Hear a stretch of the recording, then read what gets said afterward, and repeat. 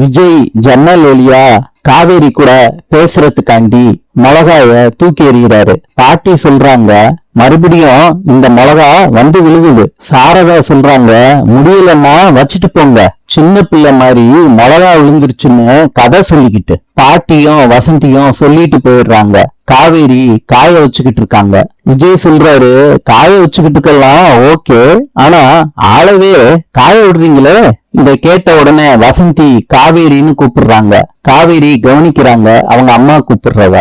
விஜய் ஐயோ அத்தை அப்படின்னு சொல்லிட்டு திரும்பிட்டு நடந்து போய்கிட்டே இருக்காரு. ஹவுஸ் ஓனரும் விஜயும் பீரை குடிச்சுக்கிட்டு பாட்டை சத்தமா வச்சுக்கிட்டு டான்ஸ் ஆடுறாங்க. காவேரி வீட்டுல எல்லாரும் சத்தத்தை கேட்டு அலறாங்க.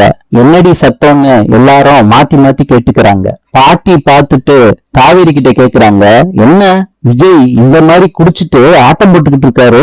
வசந்தி சொல்றாங்க, நான் என்னன்னு கேட்டுட்டு வரேன். அம்மா இருமா, அவரு குடிச்சிட்டு ஆடிக்கிட்டு இருக்காரு விஜய், இப்ப போவேணாமா?